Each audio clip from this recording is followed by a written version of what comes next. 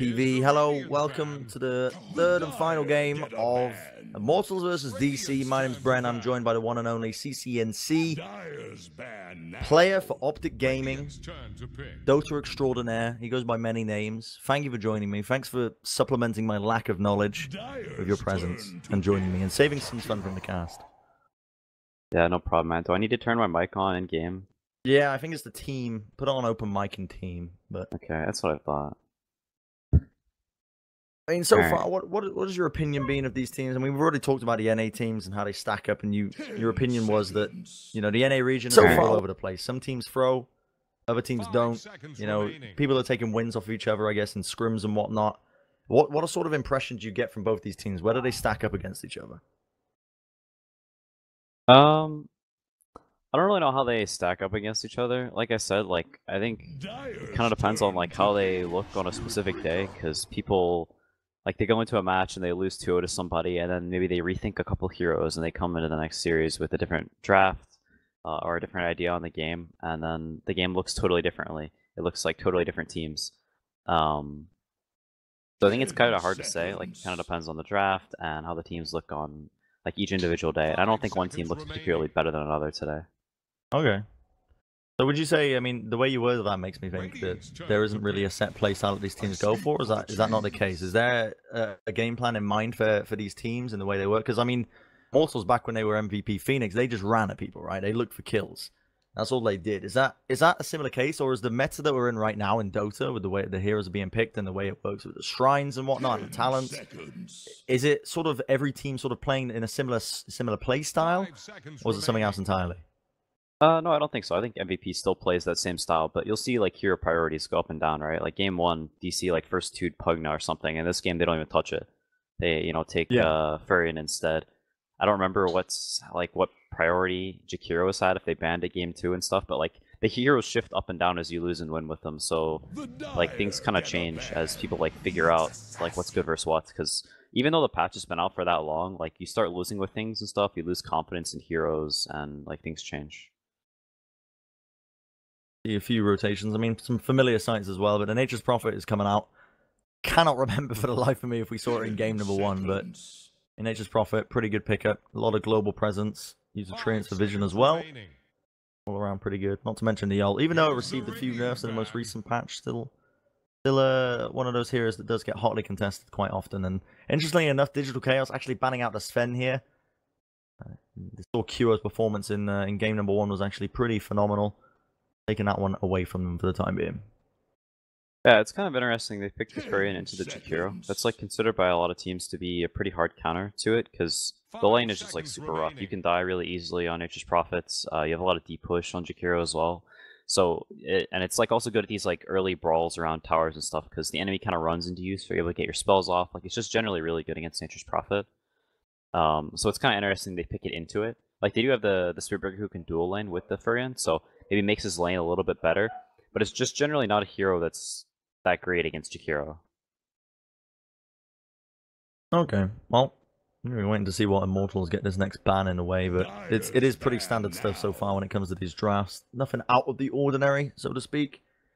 Neither team going for anything magical, but Lifestealer's banned out by Immortals. I mean, Lifestealer is one hero that I haven't actually seen played. I've just seen him banned so far. In the short amount of games that I've casted of Dota in this patch, it seems like some teams do put more emphasis on banning him out than others. Is this just a sort of thing against DC in particular, or is Lifestealer good at something that I haven't really clocked onto? I think DC does tend to play Nakes a decent amount, but I think it also is a hero that does really, really well against some heroes, and then is just kind of meh against others. So, you know, DC banned the Bat Rider afterwards. That's like what they thought Immortals was going for. You'll typically see if a Bat's first phase banned, you'll see the Nakes banned, because it's one of the better heroes against it. You can 1v1 really well. You're typically getting the jump with a Lifestealer lineup as well, because you've got some vision hero and you infest and blow some guy up at the start. Yeah. So Bat's not getting the jump, you know, whatever. So yeah, like the Nakes ban is kind of indicative of like, you know, maybe some Bat or something, but that's banned out. It's also pretty good against the Jakiro and Nyx. Like, neither of those heroes really touch Nakes. Alright. Well, ban-wise as well, we didn't really talk about it or touch on it, but IO's going to be banned out as well. They do not want Febby to get that hero, and on the other side as well, the puck is gone as well, so they don't want Abed to be roaming around. The puck was a real problem for them in that previous match, actually. It got to the point where as soon as he hit level 25, got that the gold talent, so to speak, and suddenly next thing you know, 10 minutes later, this guy is 16k gold ahead of absolutely everyone else in the game, and it was just monstrous, picking up item after item. But there'll be the Bloodseeker gone as well. Bloodseeker, another hero that's seen, even back in the TI, there was a few regions that were emphasizing the Bloodseeker to a degree, but they want him gone for the time being.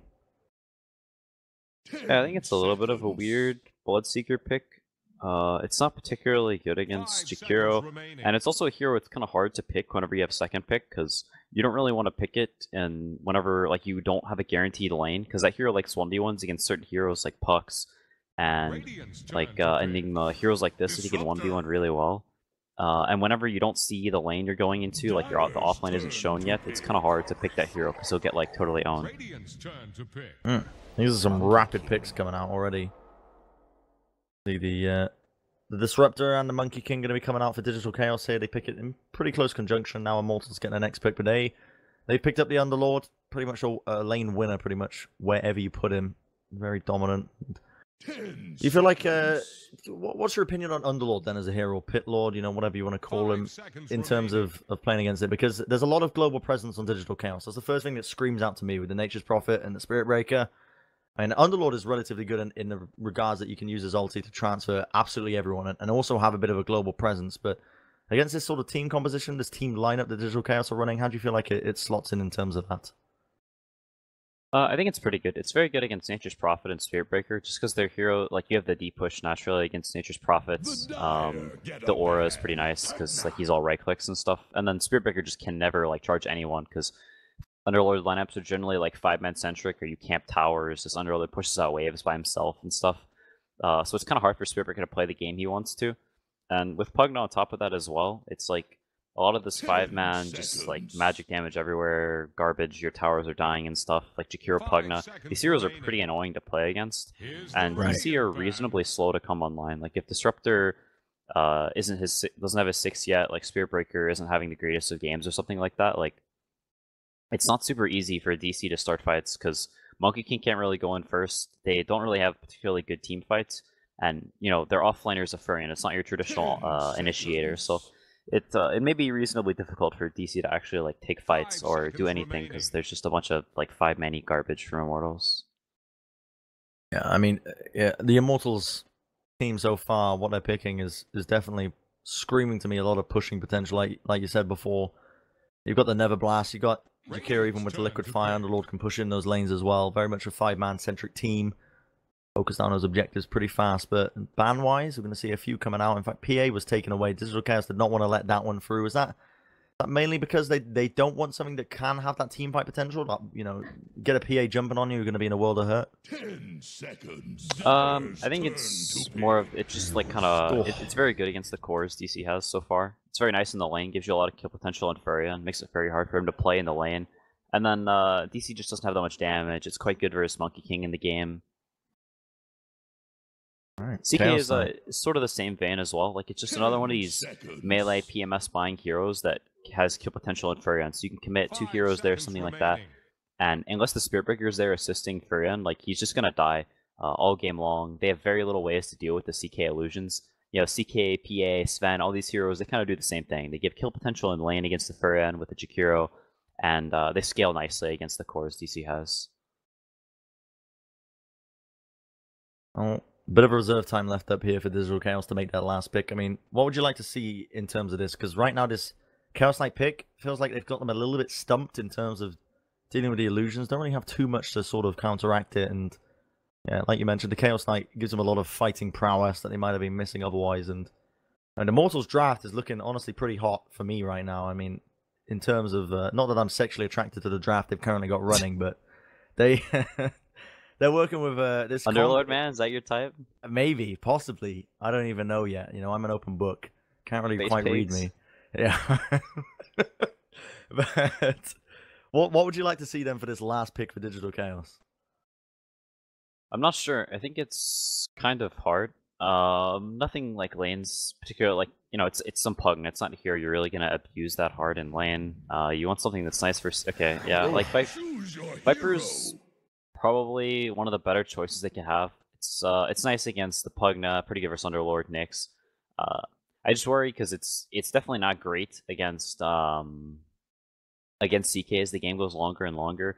And whenever you have a Viper, you have a Monkey King Furion, like you're playing this lineup that's very much on a timer, I think, because you just can't deal with the CK as the game goes longer.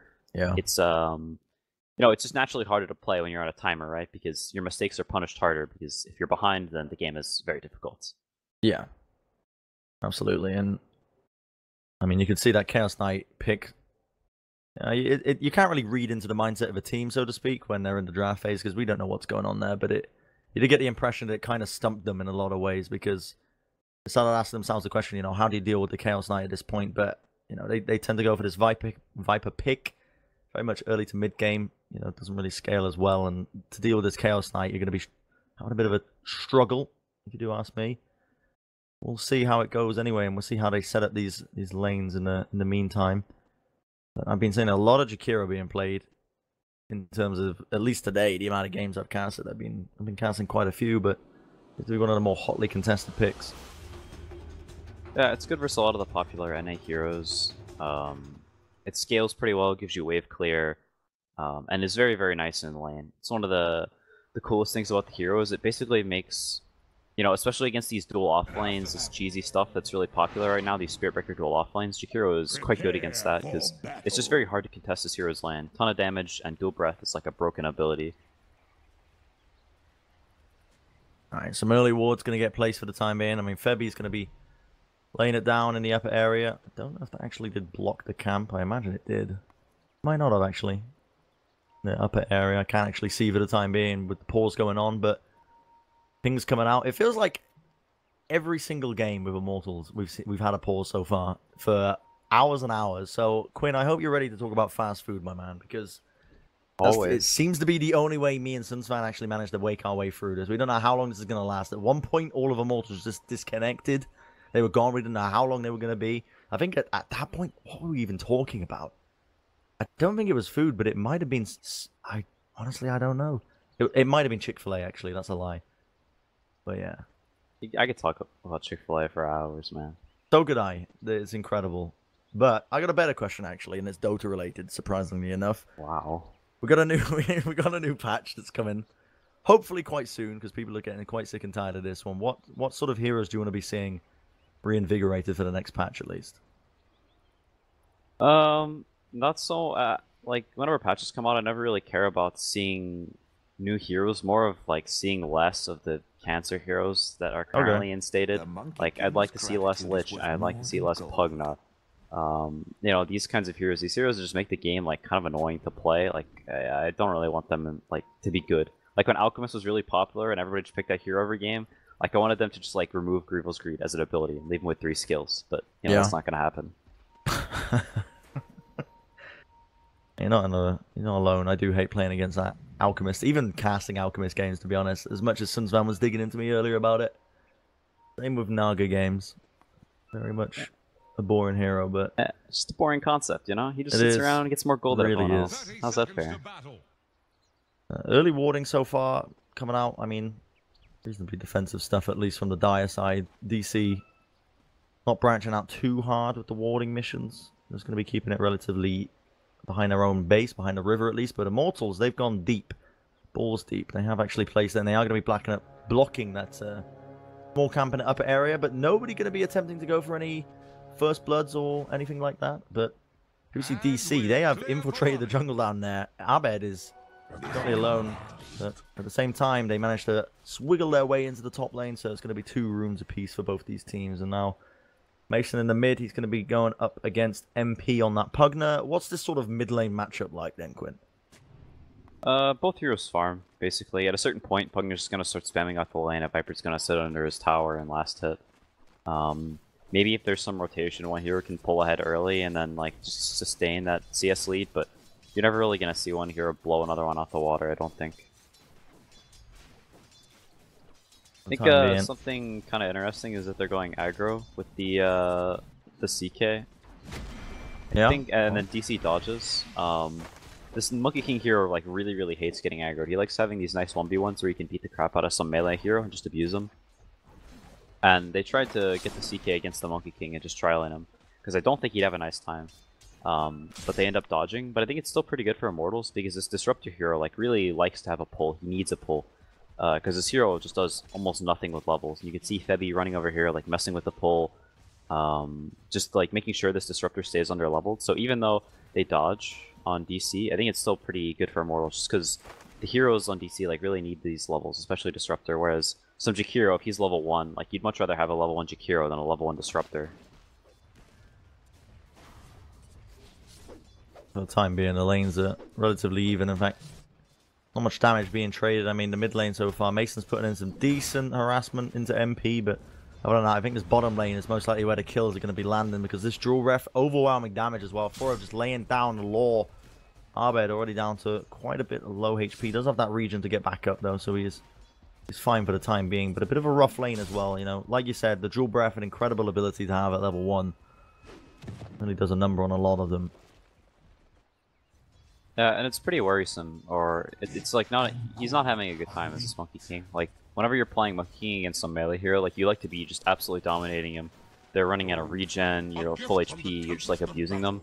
And whenever you're against Jakiro, it's not so easy for him to do that. He only has 2 tangos left, half HP right now. At a certain point, it may get to where Underlord's just spamming him out of the lane with the Q, which is, it's not what you want. Especially since he's playing against a CK, which he does not fare very well against as the game goes on and on. He kind of just gets like evaporated. Oh, meanwhile, top stun comes out along the reality rift. Febby wants to try and work it out. MSS falling very low, but and QO, he's in trouble. Not going to be falling just yet. Going to be using that tango to heal for the time being. MSS super weak. Febby now is going to be on the back foot, trying to run himself away in this top lane, but one right click will do it. Mumiander with the first blood for his team. Team DC coming out ahead, and QO, he has healed himself up, but I mean, they tried to go in there, but that gank, I say gank, it wasn't quite a gank because they were all sat in the same lane. Meanwhile, while I'm talking about that, Fake, I should say Abed, he keeps throwing me off with these names. There's kills happening all over the place. How did he even pick that one up top? I don't know what's going on anymore, Quinn. Yeah, it's a little bit wonky. I think the Underlord, he got like stuck on some creeps and tried to like walk back and forth and got pathinged a little bit. He didn't want to use his Mango to use the Firestorm because he's working on the Soul Ring, so he ended up dying with like just a little bit shy of being able to use his spell, but I don't think he's too sad about that. Like, he gets a free trip to base, now he has a full tank of mana. Jakiro has like 1 Q left in a couple seconds. They're probably just going to spam this Monkey King out of lane, and at a certain point, you have to think that this guy is... He's just going to sort of run out of places to be on Monkey King. He ferries out another set of tangos, which he probably needs to do. And Spiritbreaker is like pinned to just stay here. For the time being. CS-wise, I mean, DKQO is not doing too badly.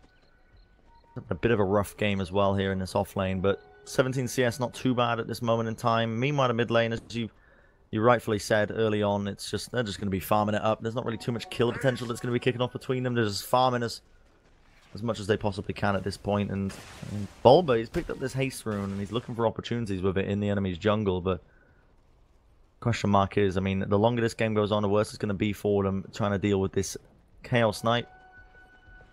Abed, he's farming, he's contesting the camps for the time being. Just going to be trying to get those pulls contested. Now we see a charge coming in as well. So Forev is going to be the target. He's level 3.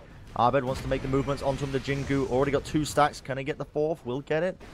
Finally going to be finding it. It was very slow moving. He has the Boundless Strike. Dubu needs to be worried for his life now because already 1 shot will do it. 1 more right click. Does he have it enough? Dubu's trying to juke his way out of there. We'll get out for the time being. Dubu, will he actually survive this? Still, Abed not going to be able to find a kill. The Juke's around the trees. He finds it. Oh my goodness. Somehow getting that one. The courier also somewhere along the line took a lot of damage on the side of DC, but that was impressive by Dubu managing to find his way out of that scenario. Yeah, the Mason actually has no points in Corrosive Skin on Viper, and Febby is set up to go for something here. He just hit level 6 on Pugna, so I think he can actually die because he has no points in the Corrosive Skin. Ooh. Charge comes out. Nature's Prophet TP as well. IMSS. He gets the Treants down to Crepify. Comes out with the Never Blast. Wants to try and suck Bulba down. He's healing up far too much. He might actually get a kill. He turns it around. The Never Blast on the back lines will do a bit of damage to Mason, but not enough for Febby to try and re-engage. Has to back off as he doesn't have the mana or any abilities off cooldown. Yeah, it's a nice support from the Freya, and this is the stuff they kind of have to do. They have to keep applying the pressure and force Immortals to like use TPs reactively and not be as efficient as they'd like to be. Preferably take towers pretty early as well. Because this Furion hero just doesn't really scale that well against Radiance heroes. Like, it's a whole lot of crap that you really can't play into. It's a lot of 5-man, a lot of team fight, and Furion lacks in both of those areas. It's not really a game where you can split them up that well. They're just going to group up, so he needs to get active early and make like stuff like this happen, because he will fall off as the game goes on. Bit of trouble in the bottom lane for the time being, but they back off for now. It was a charge by Bulba, but actually get what he was realistically looking for. And we see an Invis Room going to be here on Febby. This could be actually pretty good for him as he's looking for a rotation, possibly trying to get onto Mason. I mean, like you said before, only one level into this corrosive skin. Make it a bit easier. Now we're going to see it. The stun comes out. There's a lot of burst damage, and with the suck, that'll be it. The cherry on top. MP puts an end to it. Life Drain finishing him off. It's a nice move. And it's just kind of hard for them to do anything about this, really. Like, they don't have that many plays they can make on the map right now. The Underlord is kind of untouchable. This Disruptor doesn't have his levels, really. He's pretty low damage. And you'd like to have, you know, some hero like the Winter Wyvern, Jakiro, stuff like this that can make moves and do stuff with the Spirit Breaker. But whenever you have some Disruptor and they have just these ungankable lanes, you can see him just sort of standing around, not doing too much. Maybe he pulls here or there, grabs a Bounty Rune, but it's not the kind of game you want to have on Disruptor. You want to be the aggressor, making the moves, making them run from you. Oh, Forev is going to be eating a charge, but he has MP, he has Febby with him. The TP tries to come out. Does he have anything to cancel it? Not quite. They want to turn their attention now onto the side of Abed. Get disarmed for the time being as it tries to TP himself away. Are they going to be going for the stun? Not quite. They don't want to risk it. Going to get himself out of there. Yeah, the cores of DC are not the most mobile. And, you know, it's kind of hard to move on to this Pugna because he's so fast, he has a null, so he's pretty tanky, and can always just decrep himself and walk away. Or turn it with heal. And their only mobile hero is the Furion, who is up against the CK, which is the hero that they could really gank. You know, they have a Viper and a Monkey King, which are pretty stagnant laners, so this laning phase from DC ends up just where everybody just sort of sits in their lanes and chills, and it's just a naturally slow pace of the game, which is very advantageous for Immortals. They scale much better as the game goes on, their teamfight is better. So you'd think DC has to look for some plays, some options, to get the game like moving at a faster pace, get towers going down, look for these skirmishes before Immortals gets items up. Well, charge in the bottom lane, Dubu. They get gone on for the time being. Bulba not quite finding the bash. The Banner Strike actually misses. Dubu happy to try and TP away. So weak, he gets out. 3-man rotation coming out from DC and they get nothing from it. Even the global TP coming out there from, you know, MSS. Now we see another charge onto the mid lane. MP trying to go onto Mason here, but Mason is far too tanky for the timing. The stun will disjoint it on the mid lane. And we'll be able to find that one. Ooh, okay. The Never Blast finishes off the tower. Now, it could have been a lot worse. Yeah, definitely. It's, you know, you can see them. They're trying to put pressure on the bottom tower, but it's very hard against this Underlord hero. And they also have people that can TP. The CK is full mana, full HP right now, and actually uses Phantasm to put pressure on the top tower. But they do try and drive this Underlord. They can definitely try and turn this, which they may end up doing now. The charge is out. They've already got Arbiter positioning in. We're going to see the TP rotation now coming in right into the back lines. But Bulba, he goes down. Again, this rotation not working out for them. And with MP coming in along with QO, they can happily just start to push down this lane, at least push it out for the time being. And now was a lot of rotations coming out for this. Are they going to look to try and push this tier 1, pressure it down a little bit now that they've got these players in this lane, or is it just backing off time? Yeah, most likely. They ported like 3 heroes here. Both cores TP'd, Underlord had ported in a little bit earlier, so they need to get something off of this, because Monkey King now has a free lane top that he's able to farm up. Might be going for Battle Fury this game. Is a pretty decent game for it, as you're not really going to be able to fight him super early anyway, and maybe it lets you scale a little bit better and have a chance at taking this game as it goes later. Oh, Alright, no, he's missing gonna the go last for hit Echo there. Saber. I was wrong. Alright. Echo Saber on the Chaos Knight, is it? No, he's going Echo Saber on the Monkey King instead of Battle Fury. Okay. Wow, surprisingly enough, a lot of tier 1's down already. I mean, the mid tier 1 is finished. They are pressuring this tier 2 quite heavily. Where are the rotations coming out? It falls out the glyph for the time being, but nobody to try and really attack against this. I mean, there is no mech online for the Underlord, so they don't really have the sustain to stay in this lane for the time being. The Siege Creeper is going to be doing a little bit of damage, but now we see a bit of rotations. Boba has an Invis Rune. He is behind them. Could be trying to set up some sort of play here. Immortals are not leaving for the time being. They really want to be trying to push down this tower as best they can. The Never Blast by MP are doing a decent amount of damage to it. And if this tier 2 goes down 11 minutes in, they're really starting to raise some question marks here for them. For DC, and now they're going to start to rotate a few players. Moomiander comes in from the side, but already this Underlord ult is there. It's out. He's going to TP back. They ended up committing a lot of ults in the meantime onto him. MP now trying to hightail it out of there, just running his wee little Pugna legs. He's going to be fine. He is out of there. Alright, the Spirit Breaker bashed him, so Pugna couldn't get in the Uber, but he is running back in. This is a little bit greedy. Might try and turn this one around. MP. Oh, he went for the life drain, but it didn't work out. Now he's going to try and TP out. This could work out against him. We were all calling for it. The bash. That was what they wanted. Didn't work out, though. You always have to root for the RNG when people try and pour out like that. Every time. Honestly, a lot of rotations as well off the back of this. I mean, the players got out. They're healed up. They've TP'd down to the top lane now. Doobie, Febby, and Forever just waiting there. And DC grouping up a significantly amount. Abed ends up dropping down from the trees. And look at that, Reality Rift into it, the stun. He is gone. The Ice Path will be the cherry on top to keep him in place. And even though it is 5 kills apiece, it does feel like Immortals right now, they're in a much better position in terms of objectives. Yeah, they're kind of just porting all over the place and walking around as 5. Which is... Oh, mid lane. He is gone. MP. Decrepify will save him for the time being, but the Thunder Strike is going to be doing a lot of damage. The Never Blast. You get a little bit of CS in the meantime, but nice little gank coming in there by Bulba, finding that kill. Much needed. Yeah, it's just a very easy way for Immortals to play. So like oh, Febby's dead too. Again, another kill. Absolutely. I mean, Febby, what the heck is going on here? Immortals just decided to take a little feed impact. Down the mid lane. Still, top tier 2 is going to start to get pressured to a degree by the CK illusions, but not going to be getting much else off the back of it. Yeah, it's just it's a very easy way for Immortals to play. They can kind of just walk around, not care too much about their like efficiency on the map and stuff, because they're playing a Sapphire and a Spirit Breaker Disruptor. If they split up, they're going to get picked off. So they pick these 5-mana heroes and they just waddle around together. Oh, nice Ice Blast. MSS moves into the back though and already going to be laying down a lot of damage. QO ends up using the Reality Rift onto MSS.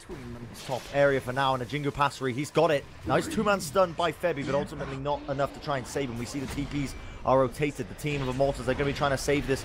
Be trying to root them up. Does get off a decent amount of damage onto him as well. Just laying it down. In fact, everyone on the side of DC falling very, very low. Life drain coming out by MP. Now, will he be enough to bring down Abed? Not quite. He survives 27 HP and a dream. And now we see the charge being used by Bulba. Much needed team fight. The mech going to be finally used here by Forev. Fight up to try and save him in the midst of it. And Duba will find the kill onto Bulba to trade it out. Yeah, that's the classic run in one at a time over and over again until you all respawn enough times that you can take the fight. And despite losing like 3-4 heroes there, like it's not even that bad for Immortals. They don't lose the tower, they don't lose any map control or anything like that. The CKTV's back up here, so we can just farm out this lane again. And Pugna's here as well, so it's like they're just gonna run down top lane. And Febby may set up to catch this Furion bottom, so they have like some play potential with Nyx like setting up inside lanes and maybe some CK ports in, they get a kill. But otherwise, I think for the most part, they're just going to continue to walk down lanes together, play as a team, as they're playing against a Spirit Breaker, a Disruptor, and they have the better late game. So they're not too worried about being super efficient, because even if they're, you know, down 2-3k gold as the game goes a little bit later, that gold will not mean very much because CK is just going to beat everyone to a pulp. Yeah, nothing to deal with this CK right now. On the side of DC, they need to be trying to aim for that early game, as you've been mentioning. The amount of wave push that's on the side of Immortals is kind of insane as well. But the Jewel Breath, MP now going to be starting to lay down this Never Blast into that tier 2. Q opts to use his ult. That's a sad, pitiful sight. Only gets the one illusion from it. always sad when that happens, but laying in to this tier 2 up top, finding that creep as well. There's a hefty amount of gold that's just gone their way.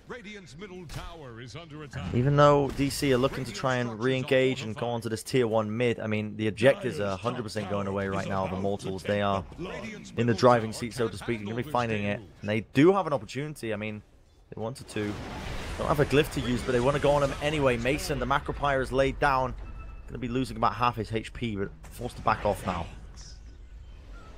Yeah, and you can see right there one of the weaknesses that Immortals draft has is that they really just have very, very little catch. Their only catch is a Nyx assassin who, you know, can set some things up here or there. But if you're looking for a big team fight initiations, you don't really think of a Nyx assassin quite often. No. So as this game goes later and later, this is most likely going to be a pretty low kill game because both teams, you know, Radiant's going to group up and walk around together and farm, and they don't really have any plays that they can make. And Dire would like to find pickoffs and do these skirmishy fights, but they're just not going to get them. They're going to try and force it out. The glimpse comes back onto Febby. They do bring him back into the static storm. Do they have the damage to bring him down? Absolutely is the answer, and they find a much needed kill off the back of it. They really need to be looking for opportunities off the back of this Nob. Febby falling is only down for about 20 seconds. I mean, if this gets stalled out, they've got Dubu there. He can lay down the dual breath, try and push out these lanes. Forever as well now. Also there with that Firestorm to really do a number onto these creeps. Already, I mean, 10 seconds away. Febby's going to be up. And the opportunity that they once had pretty much disappeared. Yeah, it feels pretty bad whenever you're playing some Nature's Prophet, you're playing a Viper, and you know, you all walk to this lane, you get a kill, you're like, alright, we're going to get a tower, and then the big space pig walks up, and you no longer get the tower, and so you spend all these heroes, all these resources to try and push in the lane, and then Underlord just shoves it back out, and you can't really kill him or punish him at all. Yeah. Troubling scenario, and that timer that's at the back of their heads right now, they need to be finding a solution to this game early on. Let's Q on this CK. I mean, he hasn't been dealt with in the slightest. I mean, we're 18 minutes in. He's got 101 last hits, 2 kills to his name. Net worth-wise, he's sitting at the top for his team. Only being matched with Mason on the Viper, but again, that gold on Viper isn't really going to be as effective as it would be on a CK when it comes later on to the game. Yeah, I think it'll be kind of interesting to see how these fights play out, because it is pretty hard for Dire to start anything, because there's just against a bunch of people that walk around together, and Rady doesn't really have the tools to start stuff very well, so this game is going to be quite passive for quite some time, I think. The Viper is actually surprisingly farmed top net worth, which is not something you'd really see on a Viper at a lot of these games. As I say that, though. Yeah, I DC'd quickly, but I gathered the gist of it. I didn't manage to disconnect with a fight, and it will be a kill. I didn't quite miss it. QO jumps onto Mason, and as you were talking about the net worth of the Viper, he's gone. Down and out. Finish it up, and now we see another kill that's happening here onto the bottom in their own jungle. MP in trouble. Jingu Mastery strikes, and he will fall in the end. Nice rotation coming in. Nice little gank, much needed coming in. That's 40 seconds now with no MP. Bit of an opening potentially for them, but there isn't really any easy to get objectives that they could potentially go for. Meanwhile, Immortals, they're definitely hunting down for this tier 2 in the bottom lane, already down to quite low HP on that tower.